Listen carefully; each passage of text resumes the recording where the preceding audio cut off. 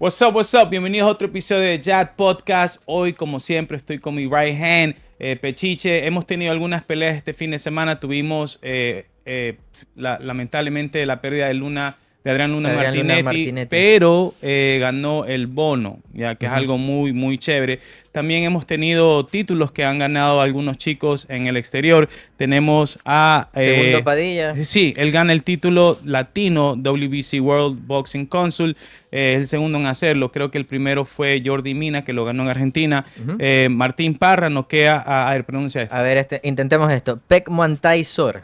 Bien, excelente. Está ahí bien, para ¿no? la gente de Tailandia que nos ve, ahí nos puede decir si lo pronuncia bien. Lo noquea en Tailandia, en One Championship. En One Championship, que realmente es una de las... En Muay Thai. En Muay Thai. O sea, realmente nivel, donde queman las papas. Nivel. Y bueno, como habíamos dicho, obviamente Adrián Luna Martinetti pierde, pero para que tengan un dato interesante, el único que ha ganado en su debut ha sido Michael Morales. El resto ha perdido en su debut, incluyendo Chito Vera y obviamente Carlos Vera. ¿Qué es el futuro de Adrián Luna Martinetti en este momento? O sea, Adrián Luna realmente todavía tiene mucho que dar en la UFC. Aparte, se gana el bono de la noche. Eso significa que está haciendo una buena actuación. Si bien no habrá ganado, tiene todavía que prepararse para desempeñarse en la UFC, pero claramente es un luchador que rinde, que da, que es entretenido. Entonces eso le interesa al Big Boss, a Dana. ¿Y qué debería cambiar? Porque una cosita que sí quiero destacar, que muchas veces nosotros cuando perdemos una pelea en el comienzo, ¿no? La gente dice, bueno, pero igual compitió, hizo bien, pero igual perdió. Claro. Ya, igual perdió. Y uno tiene que asumir ese loss o esa pérdida y obviamente buscar un cambio. Y hay que admitir cuando uno pierde. O sea, muchas veces nosotros pensamos en nuestras cabezas que uno dice, perdió, pero hizo bien en la competencia. Ya quizás yo vengo de otra generación donde perdía y era como que, brother, perdí. O sea, claro, valí. El segundo es el primer perdedor. Ya me acuerdo que mi entrenador me decía eso. Obviamente venía de otra época donde básicamente tú perdías y era como que, ¿sabes qué? Tienes que cambiar todo. Vas a entrenar el lunes y vas a sacarte la madre mucho más y esto no es una excusa.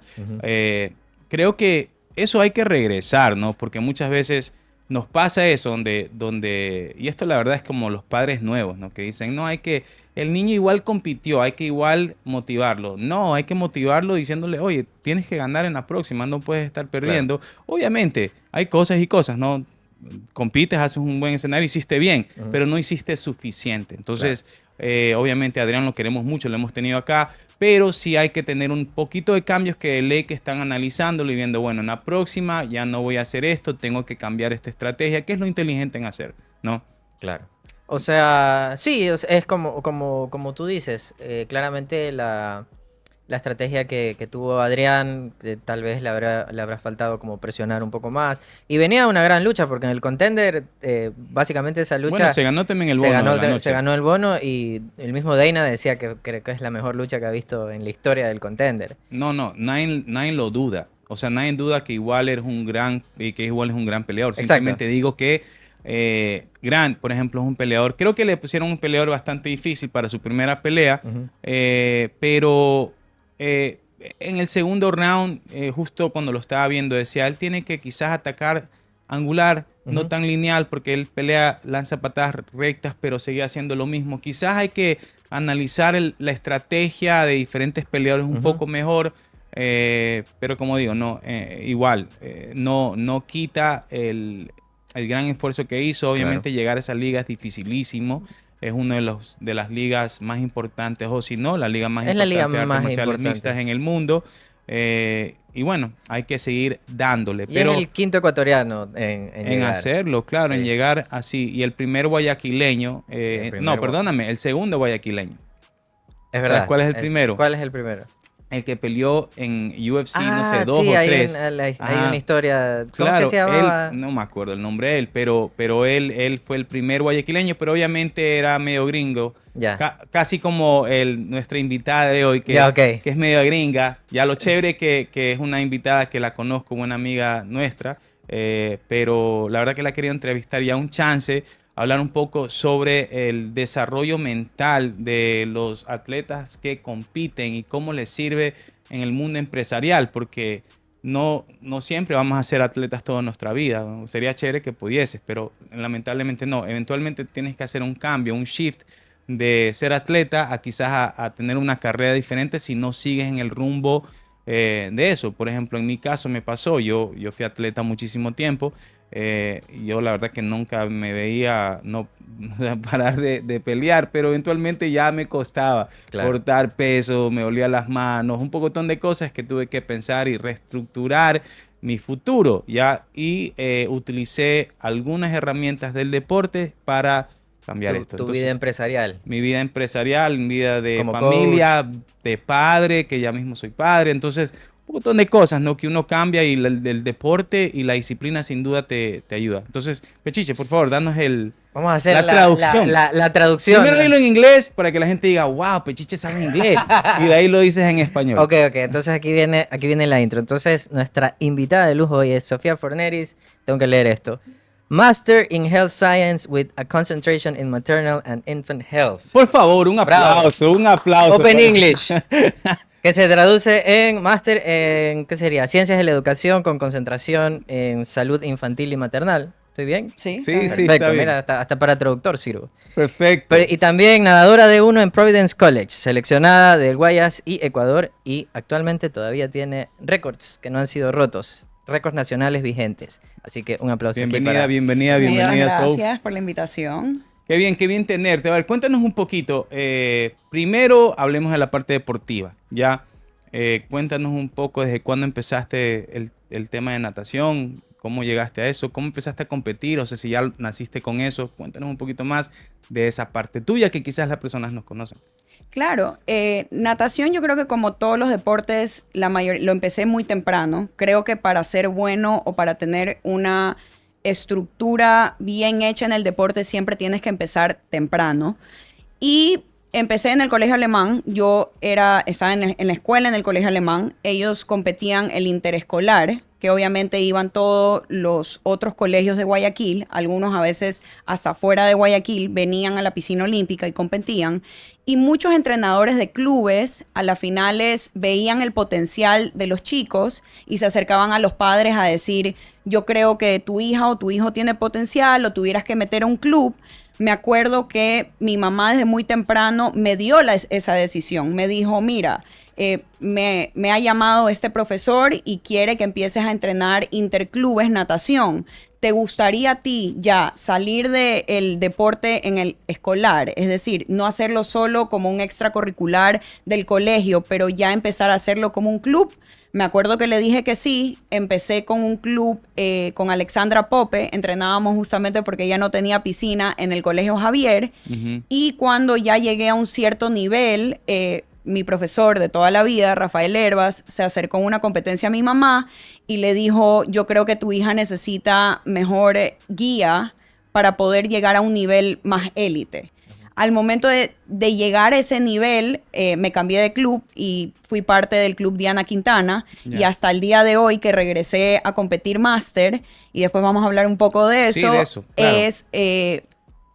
seguía con el club Diana Quintana porque para mí de ahí viene mi escuela. Mi entrenador, yo lo digo que es un tercer papá, porque obviamente Sí. yo sí tengo un papá, tengo un abuelo que fue como un papá, pero él me acompañó viajes internacionales y hasta el punto de que yo pude clasificar para ver si iba a una Olimpiadas Junior. ¿Ya? En ese momento me quedé por menos de un segundo, pero él viajó con nosotros, o sea, con mi mamá hasta Miami y estuvo ahí en toda mi vida profesional. Aquí esto, ¿qué rango de edad, qué edad tiene Sofía aquí en esto? Cuando yo empecé, digamos que empecé profesionalmente en natación alrededor de los 7, 8 años. Ok. Ahí es cuando ya vieron la visión de obviamente poder ser seleccionada del Guayas, en algún momento seleccionada del Ecuador y después obviamente continuando con el deporte pude encontrar una universidad en Estados Unidos que viene a ser Division I. Yeah. En Estados Unidos hay 3 divisiones. Claro. No es que una sea mejor que otra. A veces hay colegios que son D3, que son muy buenos. pero D1 significa que tú entrenas básicamente profesionalmente. Ok. Sí. Entrenas todo el año, no hay descanso. Yo entrenaba entre 4 o 5 horas en la universidad diarias. Wow. A veces entrenas doble jornada de natación. Hay muchas veces que haces weightlifting y tienes que hacer el cardio o la preparación. Y también haces el entrenamiento.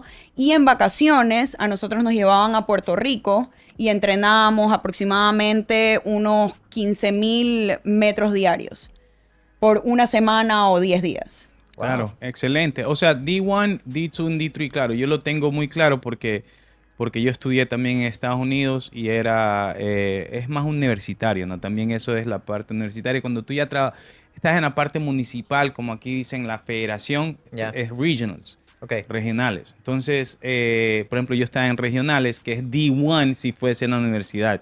Ok. Ya es casi que lo mismo, pero lo veo mucho en lucha. En lucha se habla Claro, mucho de yo D1 he escuchado athletes. del D1 Que de ahí wrestling. salen y los meten en UFC, por ejemplo. Claro. De ahí los escogen y de ahí van, 20, ¿cómo se llama? El que peleó con Jones, Cormier. Daniel Cormier. Ajá, él Ajá. sale de D1 y creo que muchísimos también.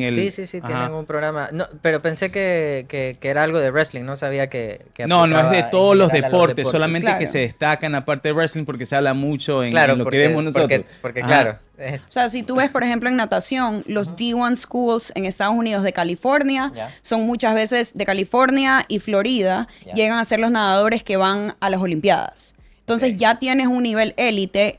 Gracias a la universidad nosotros estábamos en la conferencia Big East. Ya. Igual es una de las Claro, Big conferencias East. más grandes. Más grandes, ajá. Y de ahí, obviamente, el ente regulador viene a ser NCAA. Claro. Que yo me acuerdo y siempre se lo digo a todos mis amigos, o sea, si vas a hacer D1, prepárate para que te hagan testing para drogas, por lo menos una vez al mes. Ya lo hacían en ese tiempo, ya lo hacían para las universidades. Sí, ya o lo sea, a mí estaban me haciendo. tocó, porque lo hacían Wow. aleatoriamente, a mí Ya. me tocó 2 veces que me hagan las pruebas y Sí. obviamente son de que tienen a una encargada que te ve entrar al baño y necesita físicamente verte que no haya claro, que la algo... muestra sea Sí, para las legal. personas que no entienden lo que acaba de decir Sofía, es que el doping o el tema de inyectarte esteroides ya lo empiezan a hacer en la Universidad de Estados Unidos ¿desde qué? Desde el freshman, desde Freshman el primer year, año. claro. Desde el primer año universitario, que es algo bacán, me parece Claro. bien, y algo interesante que no sabía. Cuando yo competía en la parte regional, no nos hacían doping, no hacían antidoping o exámenes antidoping así tan seguido, sino era como que aleatoriamente y era después de una competencia X, tenían un lapso de 2 semanas. Entonces yo porque conocí amigos que fumaban weed, ya fumaban marihuana, y ellos también te salen, pues no puedes Claro, hacer no eso puedes. tampoco. Entonces yo me acuerdo que ellos se esperaban 2 semanas, digo ellos porque yo no, obviamente, fumaban weed, ¿no? Entonces eso Claro. es lo que pasaba, me acuerdo clarísimo porque tenían, no sé si también es en natación, tenían un rango de tiempo No, donde se eso pueden es hacer exámenes. Ok. justamente lo curioso que hacen en natación es que ellos saben justamente que los atletas tratan de buscar como esos huecos. amagar el Claro. sistema. Entonces, ¿qué hacen? Tú recibes un mensaje un lunes 8 de la mañana, que te presentes a partir de las 10 de la mañana para que te hagan el examen. Ya. Entonces, no tienes opción tú de limpiarte. Tienes que, por eso yo creo que va mucho la exigencia al D1. Tienes que estar preparado en cualquier momento. Ya. Y en cualquier momento, la universidad, si tenía estas sospechas, podían ellos no esperar a hacer una prueba del NCAA, sino ellos mismos, los entrenadores, a todo el equipo. Wow. Entonces, sí había un cuidado extremo y, digamos, nosotros teníamos un departamento de básquetbol que era Big East, que eran chicos que se iban a ser profesionales después de esto. Entonces siempre había la posibilidad de que ellos podían tener el testing y al mismo tiempo, y eso me parece súper curioso que lo hacen ciertas universidades, ellos les hacían una educación en medios. Ya. Es decir, obviamente tú vas a una fiesta, tú ves al jugador de básquetbol porque sobresale En la sobre estatura, todo el mundo. Más que todo. Estos chicos no podían ir a fiestas, no podían pasearse como la calle, como otros deportistas, digamos, lo podíamos hacer porque pasábamos más incógnito. Sí. Ya. Ellos sí tenían un reglamento de cómo portarse, a qué fiestas asistir. Ellos no podían salir los fines de semana, estaban mucho más aislados. Es que también están Entonces, becados, ¿no? también están becados y creo que desde la misma beca les empiezan a pagar también. Entonces, Sí. Claro, entonces ya tienes es que otro, cumplir sí, son ciertas otras cosas, reglas sí. que no, obviamente la universidad está invirtiendo en ti Claro. y big money, o sea, mucho Claro. dinero invierten para que logres hacer eso. Hablemos un poquito sobre tu educación, o sea, también hacías este tema de competir a nivel élite y al mismo tiempo estudiabas una carrera que suena difícil. Suena Ya, larga suena el larga, título. suena difícil, suena compleja. Obviamente, para los que no saben, el abuelo de Sophie fundó a Profe, es una institución muy importante al nivel, no sé si ya es Ecuador, porque sé que tienen Nacional. nacional, sé que tienen en Guayaquil, son 2 o 3, ¿verdad? Dos, Cinco en 5. Guayaquil, Oh, wow. en Quito y Ya, Cuenca. En ok. algún momento llegamos a tener entre 27 y 30 centros médicos en todo el Increíble. país, Wow. pero obviamente mucho de lo que hacía mi abuelo también era con funding internacional, Claro, con claro, empresas buscaba. internacionales que Ajá. podían ayudar. Poco a poco se fue consolidando, o sea, lo que tratamos de hacer es que lo mismo que produzca Profe se reinvierta, obviamente siendo una ONG, lo tienes que hacer, Sí. pero que se pueda mantener por sus propios recursos. Ok. Que eso es lo que ahora se busca hacer. Y bueno, estudiaste algo en base a eso, ¿verdad? Explícanos un poco de lo que estudiaste. De tu carrera, Ah, tu máster. Específicamente en la universidad, yo creo que eso es muy interesante. Yo me gradué con 2 diplomas. Yo tengo un bachelor, 2 bachelors of arts. ya. Viene a Bachelor ser, viene a ser como una ingeniería. sí, como Ya. una ingeniería, y mi primera carrera fue en historia porque quería mucho ser abogada. Mira tú. Pero de ahí contamos Sí, esa sí historia. lo puedo ver, porque Alfredo a veces me lo cuenta. ¿No? Alfredo es el esposo. Saludos a Alfredo, por si acaso, que nos ve. Ajá. Pero justamente yo nadé hasta el tercer año de la universidad. ¿Qué me pasó? Yo creo que tú lo dices o latinaste muy bien. Muchos atletas obviamente amamos el deporte, amamos crecer y tratamos de crear una economía alrededor del deporte que nos ha dado muchas cosas en nuestra Claro. vida, pero no siempre es real y no siempre es Correcto. palpable para alguien que quiera crecer profesionalmente en diferentes carreras. Entonces, la demanda que era un deporte D1 era significativo. Significaba que yo no podía salir todos los días, yo tenía que cuidar mucho mi imagen. Justamente lo que tú dices, yo tenía compañeras de cuarto que no eran nadadoras y fumaban marihuana. Ujú. ¿Y qué les pedía yo? Por favor, sal del cuarto porque a mí me hacen testing y si yo llego a aparecer, porque puede ser que esté hasta en contacto, no quiero que haya esa posibilidad. Claro. Claro. Entonces te limita mucho en la parte social cuida. y tienes que cuidarte bastante. Pero la estructura que me dio y lo que me enseñó, que al momento de yo decidir en un punto, bueno, no veo ese camino en el futuro en la natación, me acuerdo que yo llamé a mi papá y me dijo, perfecto, pero ¿qué más vas a hacer? Porque el deporte te ocupa 50% de tu tiempo. El otro 50% obviamente es tu vida académica. ¿Cómo vas a reemplazar ese hueco que tienes? ¿Qué más vas a hacer? Claro. Y yo me tuve que preguntar a mí misma, ¿qué quiero yo entonces de mis estudios? Y viendo las materias que tenía, me di cuenta que podía coger otro major y podía terminar en 4 años con una doble carrera. Entonces lo llamé a mi papá y le dije, mira, voy a tener que, obviamente, estoy casi ya terminando mi educación, estoy empezando mi tercer año. Lo que voy a hacer es, de aquí hasta que termine, todos los veranos voy a coger clases. Voy a trabajar en Providence, cogiendo algún tipo de Providence, wow. Providence College, Ajá. y viví en Providence, Rhode Island, Ajá. que Rhode Island, para que los que no saben, hay una película que sale ahí. ¿Sí sabes cuál es? No. Es de Jim Carrey. Se llama Me, Myself and Irene. Ah, Era del que él era policía. sí, sí, que y- con la doble y personalidad. tenía hijos negros, creo que Sí, era. sí, sí, sí. Las recomiendo, una película. Bueno, ya. Paréntesis. Rhode Island, es la única. Yo me fui a Rhode Island, te cuento, una sola vez un amigo mío se casó y la boda fue allá. Me pareció como que un pueblo antiguo, súper Sí. antiguo, como que regresar al tiempo pasado. Y hoy tienen un strip, una especie de malecón Ya. donde se come mariscos, todo es Ya. mariscos. Y Federal Hill también tienen, de italianos. no me acuerdo si era italianos o simplemente era todo mariscos, pero era una calle entera, pero muy a lo antiguo, o sea, las casas, los restaurantes eran como que especies de casas, tenían las banderas americanas, es Ya, como ya, que ya. regresabas Sí. a los tiempos de 1800, así. Ya. Pero muy, muy bonito, muy Muy tranquilo. tradicional. Ajá. Me acuerdo de eso. Aunque Ajá. no creas, muy tradicional, súper familiar, pero tienen uno de los parades de LGBTQ más grandes de Norteamérica. Eso es O interesante sea, para Pechiche.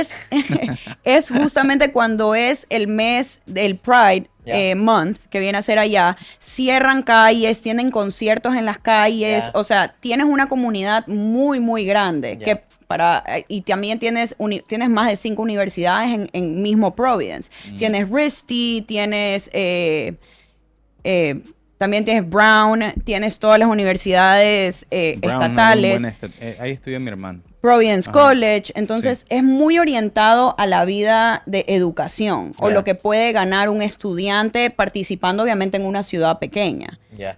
Pero justamente cuando yo decidí terminar mi vida de deportista finalmente, como yo creo que hay muchos nadadores que les pasa, Sí. dije, no voy a volver a nadar. ¿Y qué me dices cómo yo pude soportar o cómo yo pude llegar después, cuando vine a Ecuador, a empezar una maestría?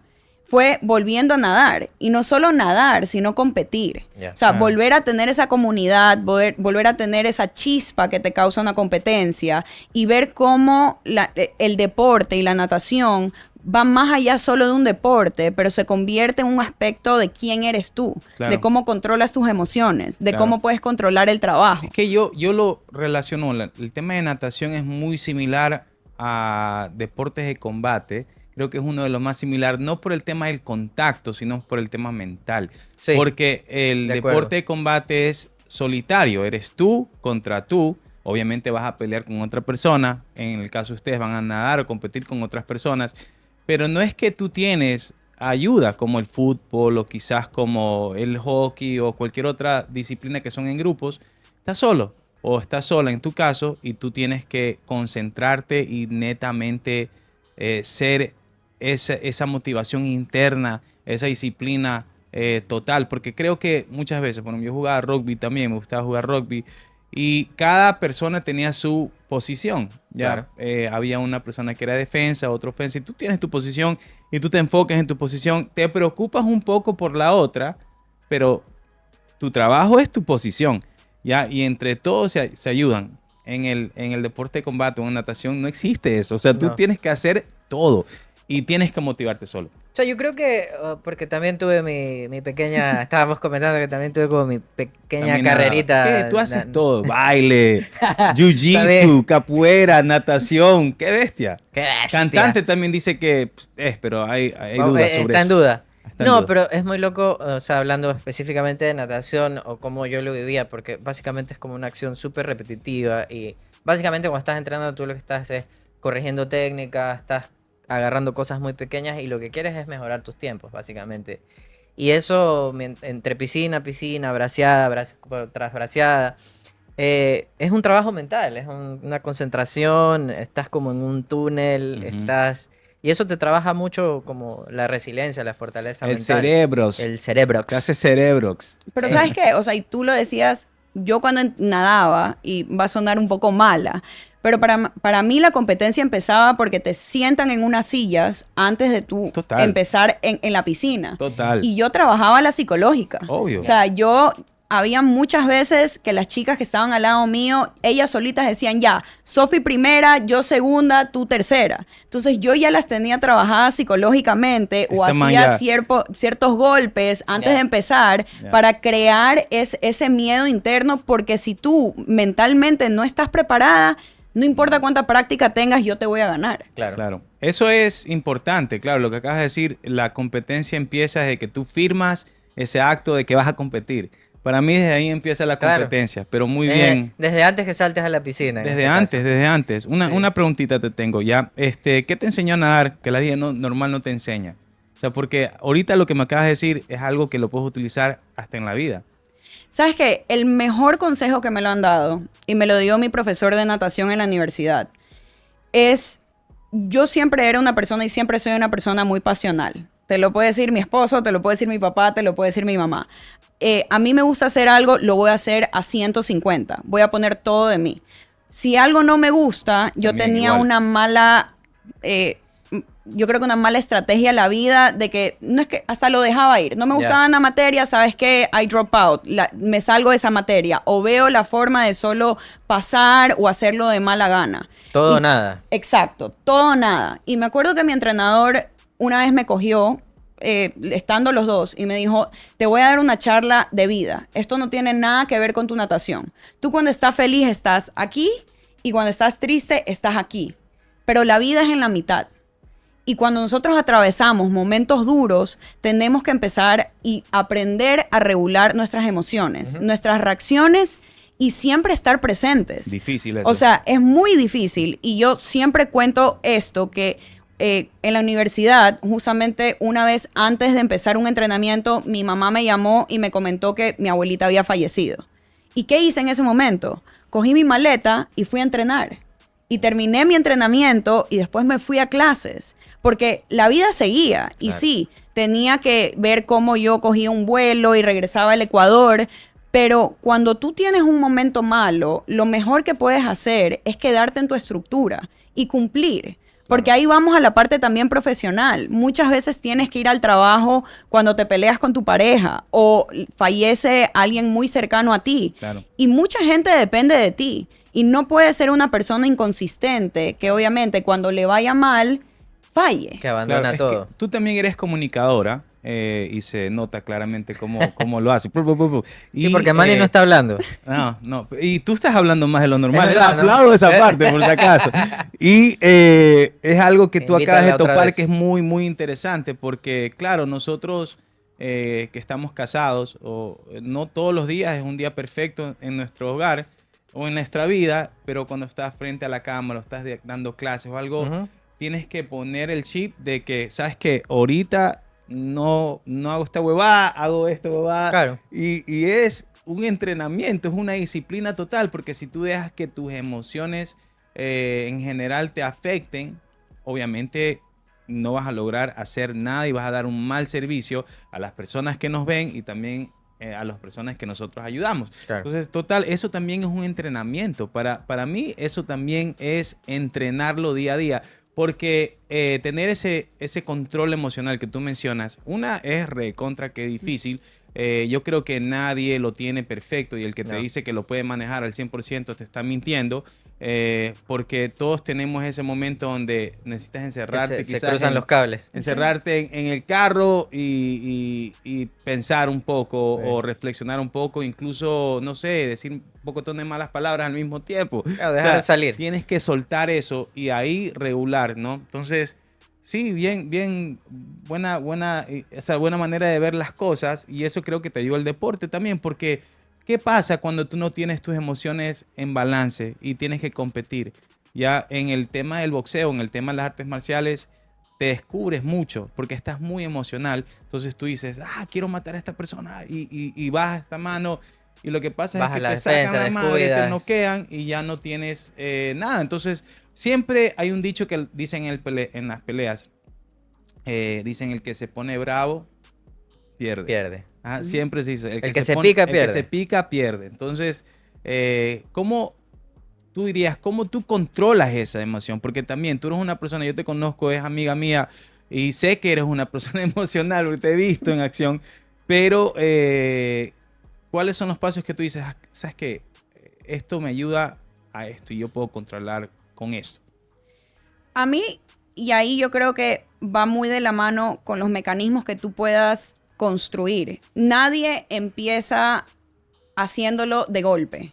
Yo creo que un poco ahí va el fake it until you make it. Cuando Ajá. eres joven, tienes que darte cuenta qué situaciones causan una emoción. Yo soy muy y partidaria y lo hago y lo recomiendo hasta para relaciones entre pareja. Cuando las emociones están muy altas, ¿qué digo? Anda a soplar burbujas. Ya. ¿Y qué significa eso?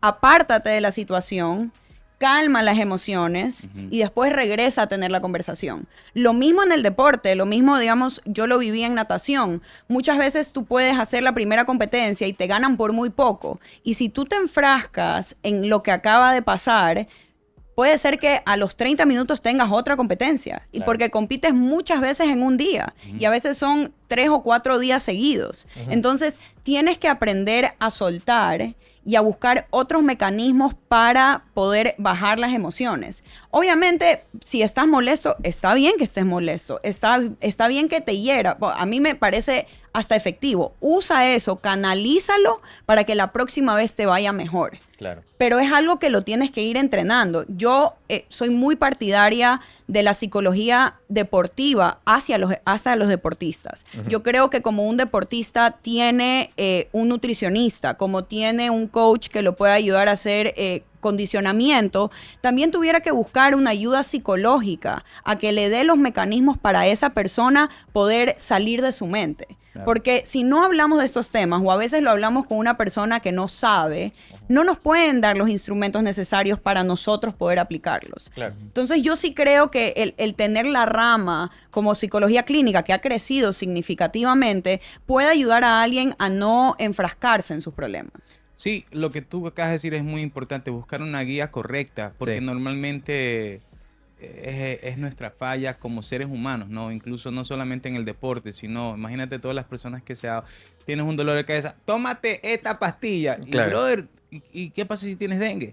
Claro, sí. Te mueres. O sea, no, siempre hay que buscar una guía correcta. Creo que también es importante de lo que venías mencionando, de que, bueno, que se compite, que básicamente también te ayuda como a lidiar con derrotas, porque vas a perder. O sea, claro, en competencias o en un entrenamiento, o un día caes al mat. Pero no hay que sugarcoat it, ese es el tema. No hay que sugarcoat it, pero es parte de. Es parte de competir. Hay que aprender a lidiar con eso y decir, bueno, hoy tuve un mal día, hoy todo el mundo me sacó el aire.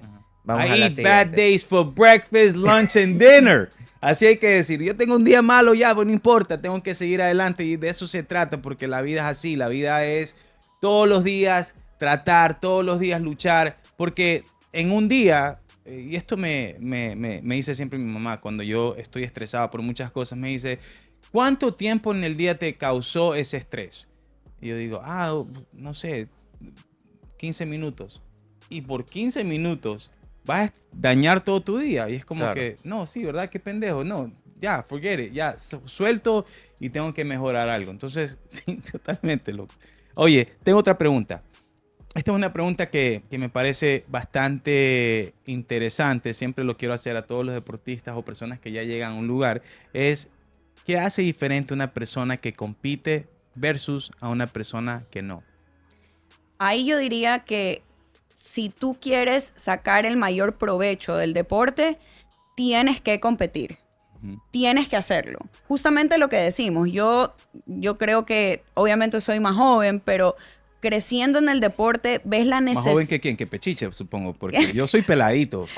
Pero mi mamá también era muy partidaria y me acuerdo que a mí me movía mucho la comida. Yo creo que tengo siempre ese complejo de gordita. Entonces mi mamá siempre me decía, porque nunca me compraban comida chatarra. Nosotros también te cuento, pero ya somos gorditas. Pero no es complejo. Aunque ha bajado, Pechiche, hay que aplaudirlo. ¿Cuánto has bajado ya? 30 libras. Es hartísimo, es hartísimo. Cada vez que tú lo ves, si ven episodios pasados, Pechiche era más gordo que yo. Ahora ha cambiado la historia. Pero mi mamá, ¿qué me decía o qué me motivaba? Sofía, yo te voy a comprar McDonald's si tú rompes este récord. Y yo lo rompía. Okay. O sea, para mí ese era McDonald's. Bribing con comida. Te sale barato. O sea, imagínate, o sea, era tan básica yo que con McDonald's le hacía. O sea, pero para mí el competir te medía con otras personas. Yo tengo una anécdota de que una vez en una competencia, y puedes creerlo, me vino una chica y la mamá me dijo, yo te voy a pagar $700 si tú dejas que mi hija gane. Wow. Terrible. Y yo obviamente con más ganas le gané. Porque, ¿qué vamos a hacer aquí? Aquí me gana el mejor. Claro. Y hay que respetar, obviamente, no siempre vas a ser la mejor. Vas a tener nadadoras, y hemos tenido nadadoras espectaculares en el Ecuador que son extremadamente buenas, pero es parte de la competencia. Sí. Tienes que competir. El niño tiene que frustrarse, tiene que llorar, tiene que pasar las malas emociones para que las buenas también sean mejor. Porque si tú solo te fijas en participar, en yo nado solo para el ejercicio, no estás llegando a tu mayor potencial. No estás viendo lo bueno y lo malo que te pueden dar las competencias. Te enseñan yo creo que a crecer un poco más. Mucho más. Para mí, un niño que esté en un deporte y no compitan, es como que el papá no lo tenga en ese deporte. No, sí, totalmente, no tiene sentido. Incluso cuando una de las cosas que más me estresa, y siempre corrijo a los padres cuando compiten los niños, me refiero a niños de 9, 10 años que hacen competencias de boxeo, de Muay Thai, kickboxing, lo que sea, y el niño pierde, esta palabra le digo, no digas eso, pobrecito. Pobrecito mi niño. Y yo digo, no diga pobrecito. O sea, no. ¿Por qué? Porque se está forjando. La vida no te va a decir, ay, pobrecito. No, no, se va a golpear y te va a golpear varias veces y te va a seguir golpeando si no sabes defenderte. Entonces, de eso de ahí, totalmente tú lo aciertas, porque eso es lo que tenemos que cambiar nuestras mentalidades y decir, obviamente, no es pobrecito ya, peleó o perdió o compitió y esto es parte del proceso. Y si pierde, ya bueno, perdiste, pero la próxima vas a ganar. Si no ganas en la próxima, no, la próxima vas a ganar. O sea, no importa cuántas veces pierdes, lo que importa es cómo tú te adaptas en la siguiente. Claro. Esa es la realidad. Ahora, les voy a dar unos datos interesantes que lo estaba investigando. Ya, datos obviamente todo esto lo pueden revisar, igual puedo pasar los datos para que ustedes vean. El 95% de los CEOs, hombres, ¿no? Han practicado deportes competitivos, el 95%. ¿Ya? Dato de Psychology Today. También, aproximadamente el 68% de los CEOs de Fortune 500, Fortune 500 son las compañías más importantes del mundo, han practicado deportes al nivel universitario, como lo que tú hiciste. Ya Kellogg School of Management es el que lo hizo esa investigación. Y de ahí, el 80% de ejecutivas Fortune 500 han practicado deportes competitivos. De nuevo, un dato bastante interesante. Y el 94% de mujeres en C-suites han jugado deportes competitivos. Imagínense ese nivel. O sea, la mayoría de las personas que son exitosos en el tema del trabajo laboral, no necesariamente hay una clara relación. Deportistas competitivos. Es más que una relación, es ahí, porque el 95%, estamos hablando del 95%, solamente el 5% de los ejecutivos mundial élites no han practicado deportes competitivos, pero el 95% sí. Quizás ese 5% son, no sé. Siempre hay una excepción a la regla, entonces. Pero mira, y ahí te pongo una perspectiva muy interesante que hace el deporte hacia las mujeres ejecutivas y específicamente las mujeres. Nosotros tenemos una sociedad que a las mujeres no les enseñan lo mismo que a un hombre. Es decir, al hombre siempre se lo impulsa a, puede ser un deporte comunitario, o sea, un deporte colectivo, un fútbol, al principio un básquetbol. ¿Por qué? Porque creas una comunidad, puedes sacar liderazgo, les enseñan rasgos de cómo puedes tú tratar diferentes personas en un equipo para todos ayudarse. Claro. El deporte, ¿qué hace para una mujer que quiere estar en una posición alta? Te enseña esas cosas de una forma mucho más dinámica y sencilla y te enseña a alzar a las personas que están contigo. Siempre creo que cuando tú quieres manejar algo, cuando quieres ser una ejecutiva, sí, tienes que estar extremadamente preparada, pero no te tienes que olvidar que en el equipo que tienes atrás, sin las personas que trabajan día a día, las personas de limpieza, las secretarias, todo. Absolutamente desde todos. Lo más básico hasta lo más alto, claro. Hacen el componente de crear esta institución o este trabajo que lucra a todo el mundo, claro, que da el sueldo de todo el mundo. Entonces, para mí, ¿qué hace el deporte para una mujer que quiere ser empresaria? Te enseña a liderar, te hace una líder y hace esa diferencia que a veces vemos, como lo acabas de decir, en números. Por eso tantas mujeres que han hecho deporte terminan siendo muy buenas en su vida ejecutiva. Sophie, ¿tú crees que el deporte cambia el destino de una persona? 100%. 100%. Lo cambia, y no solo lo cambia, te hace una mejor persona alrededor de tu comunidad.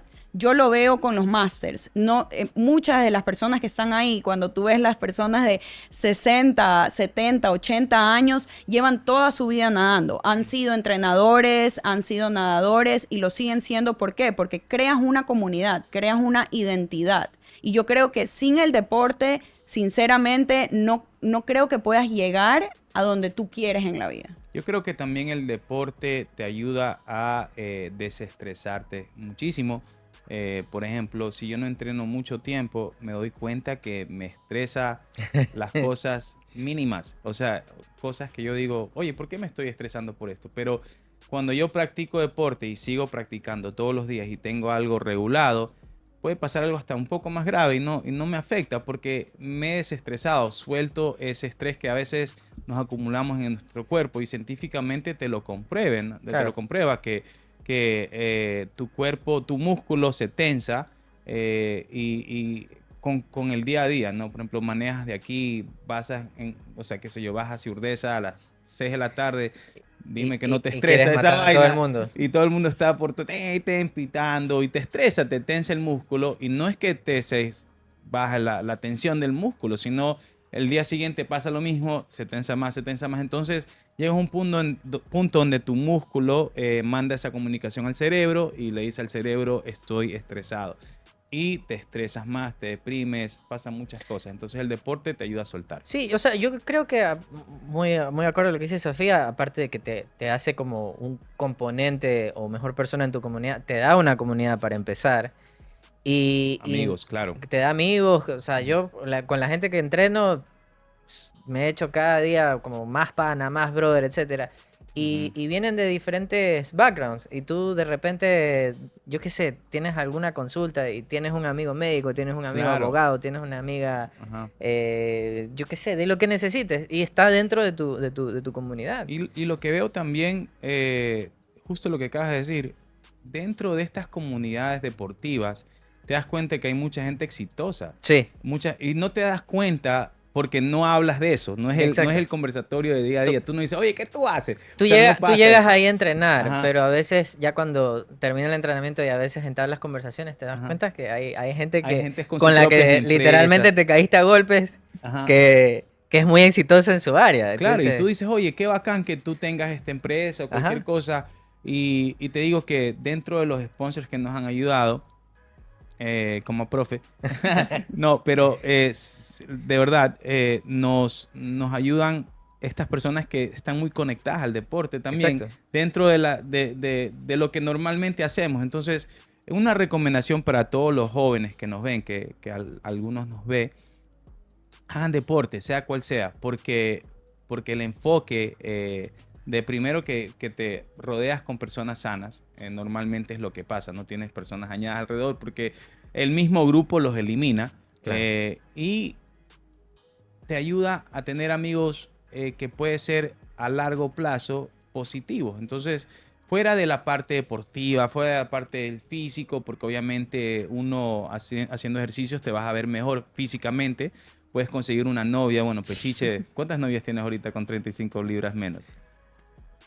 Ninguna. Por favor, consigámosles una novia. Ahí escriban en los En los comentarios en los por y favor. comentarios. pongan el Instagram de la persona. Pero bueno, te ayuda a verte mejor, te ayuda a verte más joven. Eso es lo que la gente muchas veces no habla, que el deporte te mantiene joven. Mira, a Sí. mí yo tengo como 100 años y me veo joven todavía. Entonces, eso nos ayuda el deporte. Sof, para cerrar, cuéntanos un poquito o di a la cámara cuáles son 3 puntos claves que tú ves que el deporte puede hacer que alguien sea alguien exitoso en la vida. Yo creo que los tres, el primero, y vamos de 1 a 3, consistencia. En la vida hay que ser consistente en absolutamente todo lo que hagas y tienes que tener disciplina y no hay nada mejor que el deporte para aprender eso. Para forjarte eso. El Claro. segundo es liderazgo. Creo que muchas veces cuando tú estás en un deporte, orgánicamente se ve quién puede ser un líder, quién es esa persona que ayuda al resto, que sabe cómo hablar y sabe cómo impulsar hacia la meta. Y yo creo que la tercera y la más importante es la comunidad.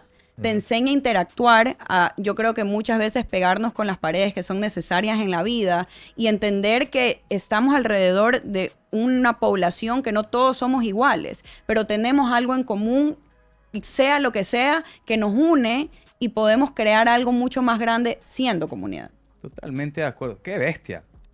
Aplaudan. Está buena. Ya saben, consistencia, Liderazgo, liderazgo y comunidad. comunidad. Esas 3 cosas. Bueno, con eso nos despedimos hoy. La próxima, más chévere, más bacán, más inteligente de esta entrevista. Nos vemos. Peace.